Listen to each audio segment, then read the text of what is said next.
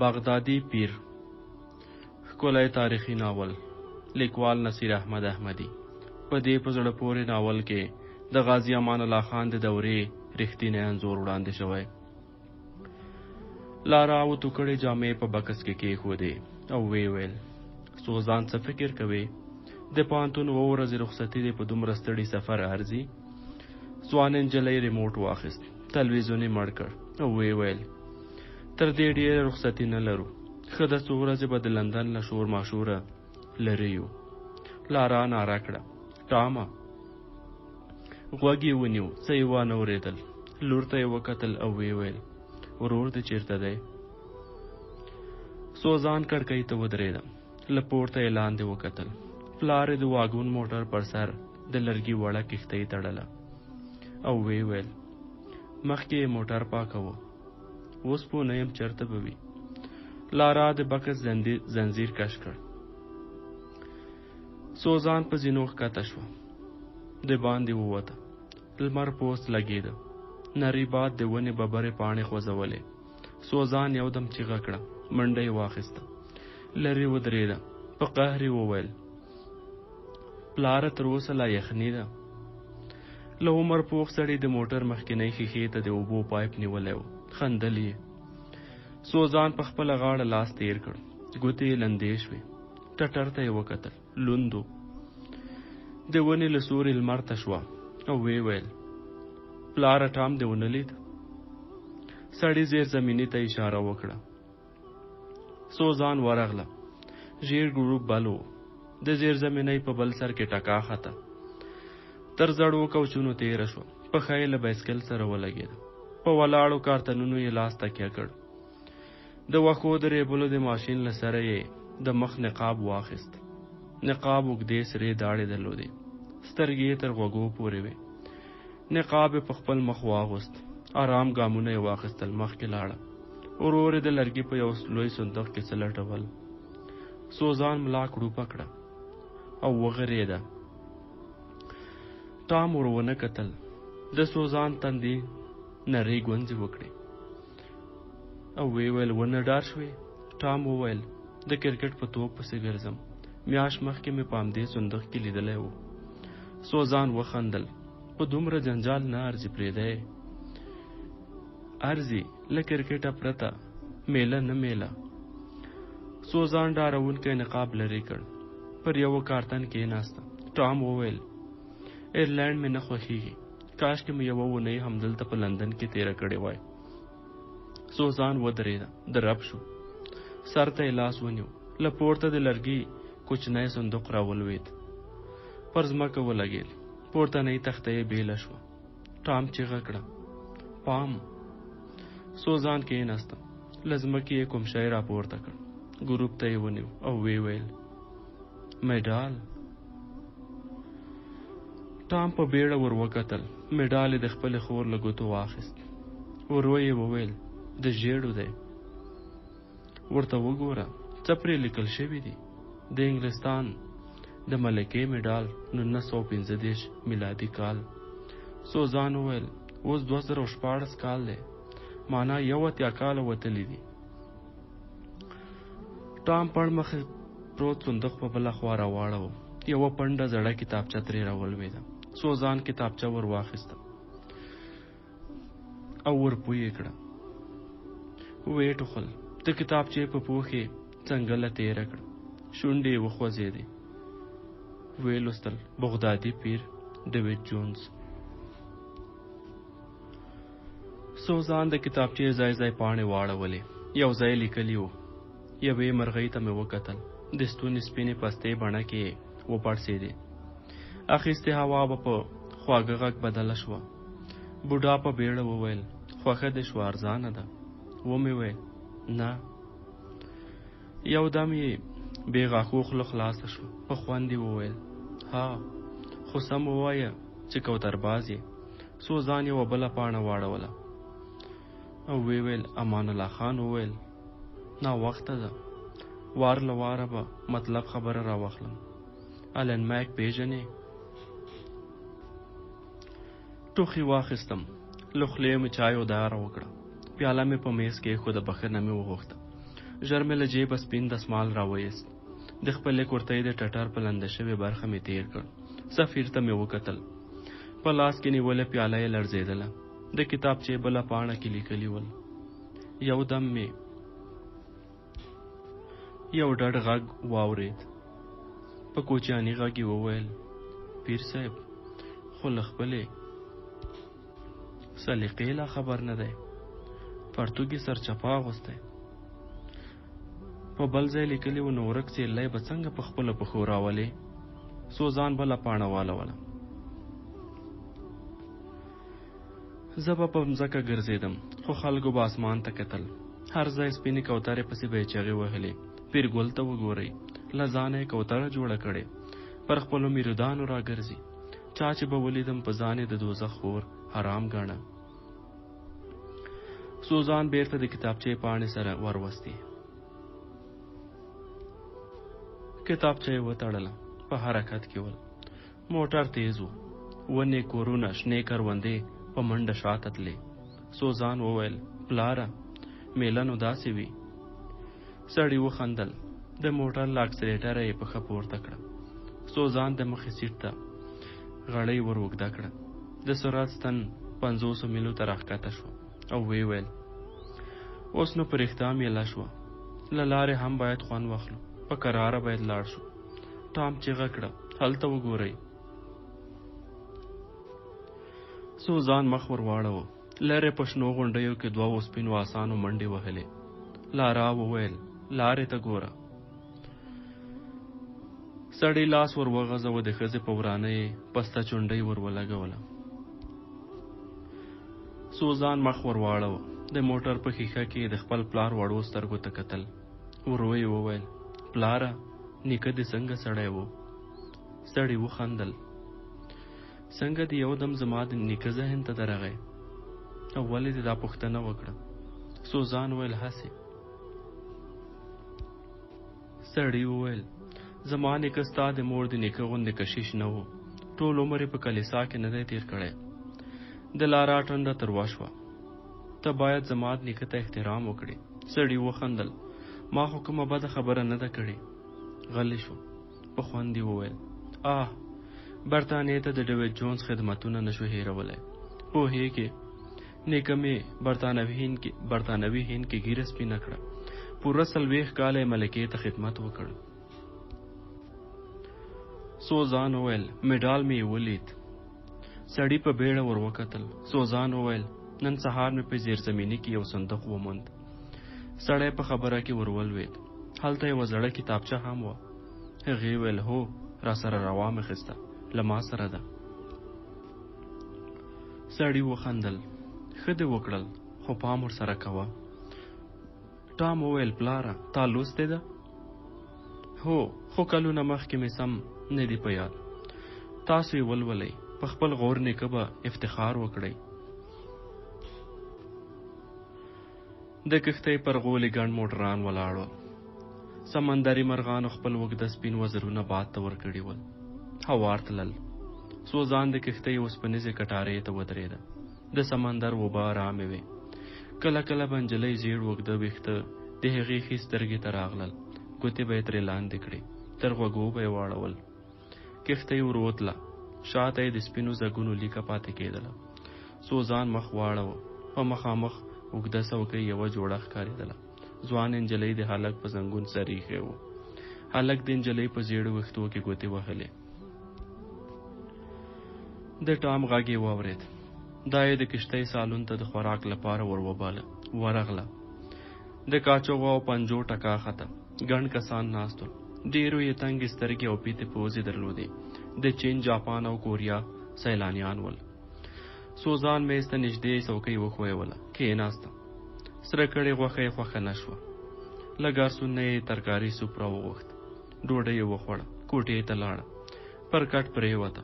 د کمپیوټر له بکسه یې د خپل غور نیکه کتابچه راوایسته. په کتابچه لیکلي و: بغدادي پیر ډیوډ جونز. د مطالعې ګروپ یې ولګاوه. ځای ځای پاڼې یې واړولې. مسلسل تاریخونه یې نه درلودل. کله کله به د یوه او بل یادښت ترمنځ میاشتې او آن کلونه وتلي وو. بیرته لومړی پاڼې ته راغله.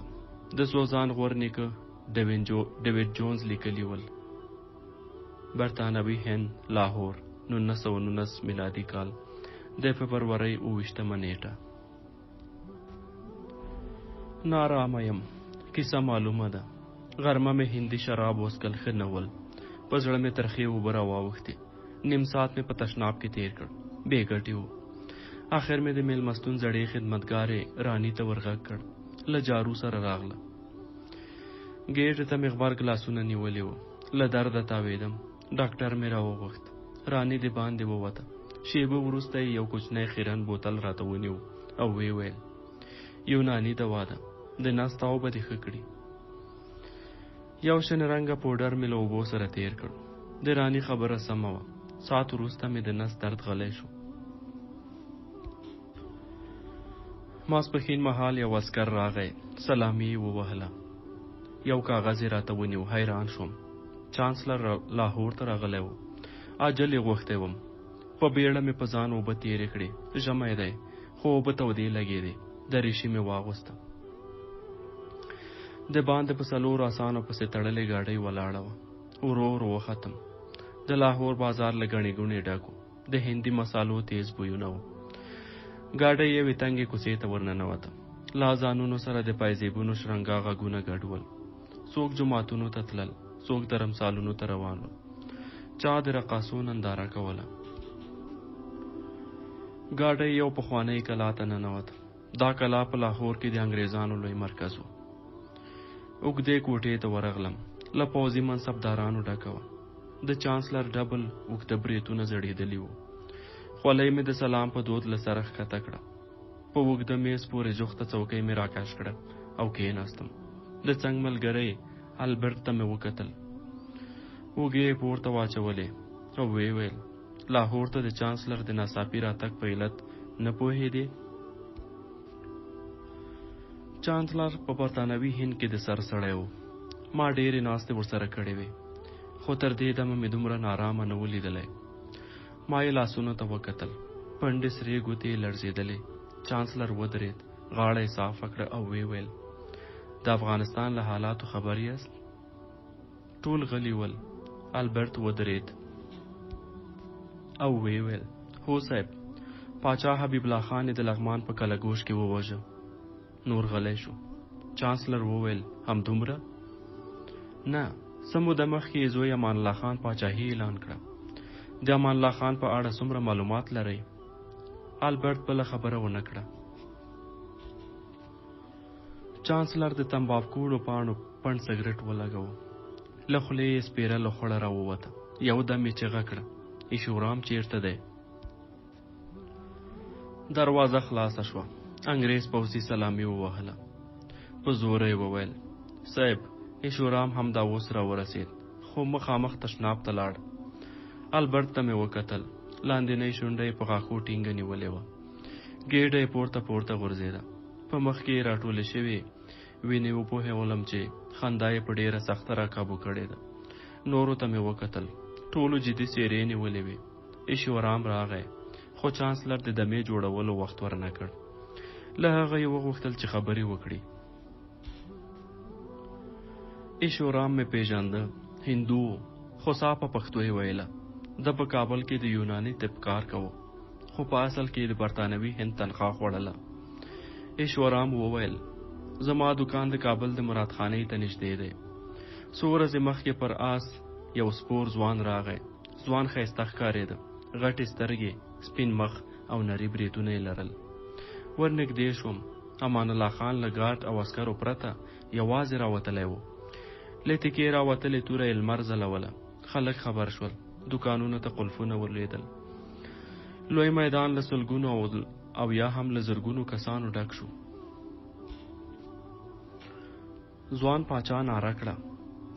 ولس یې د خپلواکۍ اخیستلو ته راوباله. د یو سرلوړي او پرمختللي افغانستان غوښتنه یې وکړه. په خبرو کې یې زور و. خلک یې د انګریزانو په ضد پاڅون ته راوبلل. ایشورام پوره 20 دقیقې خبرې وکړې او کېناست. چانسلر له جیبه یو کاغذ راویست. امان الله خان برطانوي هند ته لیکلی و چې افغانستان باید د خپلواک هیواد په توګه په رسمیت وپیژني. وروسته یې د ناستو کسانو نظر وغوښت. ټول په یوه خوله ول. د امان الله خان لیکي هڅې باټې وګڼلې او ویې ویل چې یو کمزوری پاچا د برطانوي لوی امپراتورۍ په وړاندې هیڅ هم نه دی. دا ماشوم بې ارزښته وګڼئ، همداسې یې پرېږدئ. د لیک ځواب مو ورکوئ. خو ایشورام قناعت نه کوو او ویې ویل چې له امان الله خان نه ویره پکار ده. ما تر دې پخوا په یوه افغان کې هم داسې د ازادۍ شور او له انګریزانو سره دومره ډیره کرکه نه وه لیدلې. دا یو ځانګړی سړی ده. سوزان کتابچه کې ایښوده، تشناب ته لاړه. مخ ته یې څو لپې اوبه ور واچولې. بېرته په کټ اوږده وغځېده. بله پاڼه یې واړوله. لیکلي وو: برطانوي هند، لاهور، 1919 کال د اګست 10. د شپې 1 بجه ده. ویښ یم. اعصابو مې کار پرېښی. یو ځوان پاچا څنګه یوې لوی امپراتورۍ ته ماتې ورکړي؟ زړه ته مې نه لوېږي، خو واقعیت دی. موږ په څو جبهو کې مات شوي وو. تش لاس خلکو توپونو او تیارو ته غېږې ورکړې. ترپ په ځمکه یې راوویشتل. سخته ده. لویه برطانیه یې په شرمو وشرموله. برطانوي هند، لاهور، 1919 کال د سپټمبر 22. سهار په خړه ټلیفون راغی. چانسلر ور وغوښتم. نیم ساعت وروسته یې راته وویل چې بار او بستر دې وتړه. له څو نورو کسانو سره به کابل ته ورځې. دې ناڅاپي سفر ته نه وم تیار، خو د چانسلر تریو تندي وپوهولم چې اضافه خبره مې په ګټه نه ده. چانسلر راته وویل چې په کابل کې زموږ د یو څو کسانو موجودیت ضروري او حتمي ده. سل زړونه مې وتړل. ناروغي مې بانه کړه. ورته مې وویل چې که امکان ولري بل څوک ولېږه، خو قناعت یې ونه کړ. دی پوهېده چې په دې ماموریت کې تر ما بل غوره کس نشي موندلی. زه د برطانوي هند په ټولو سیمو کې ګرځېدلی وم. د خپل 15 کلن ژوند 14 کاله مې د برطانوي هند په استخباراتو کې کار کړی و. له بنګال رانیولې د ایران تر سرحده بلد وم. 6 کاله مې له شاه حبیب الله خان سره په دربار کې د مشاور وظیفه درلوده. د افغانانو خوی رواج ښه او بده را معلومه وه. په پښتو مې صافې خبرې کولی شوې. له قوارې هم انګریزانو ته نه پاتې کېدم. مور مې ایټالوۍ وه. د افغانانو غوندې رنګ یې درلود. تورې سترګې او تور ویښته مې له موره وړي وو. کابل 1919 میلادي کال د اکتوبر 4. پرون یې راته وویل چې له غازي امان الله خان سره به سبا په 10 بجو ګورئ. خو البرټ را یاده کړه چې افغانان وخت ارزښت نه ورکوي. د سهار ناشته مو په قراره وخورئ. البرټ تک سور چاق سړی دی. سره ډبل بریتونه لري. په خوراک ډیر وخت تېروي. سمسته مای خېږي. له هرې ګولې ډیر خوند اخلي. خو زموږ د سفر بل ملګری 4 هډوکي خوار بوډا دی. که یې د بدن غوښه ترې وتراشي نو په تول 4 کیلو نه دی. خو پزه یې تر اندازې زیاته اوږده ده. ډیر نه خاندي، خو کله چې وخاندي پورتنۍ شونډه یې په پزه کې سره ورکه شي. 11 بجې ارګ ته ورسېدو. یو په ونه لوړ دریشي کړی ځوان راغی. موږ یې یو لوی سالون ته رهنمایي کړو. بخښنه یې وغوښته او ویې ویل پاچا په 10 بجو ورغوښتي وی، خو تاسو ناوخته راغلی. پاچا له 11 تر 12 بجو پورې له ځینو قومي مشرانو سره ګوري. ځوان غلی شو او ویې ویل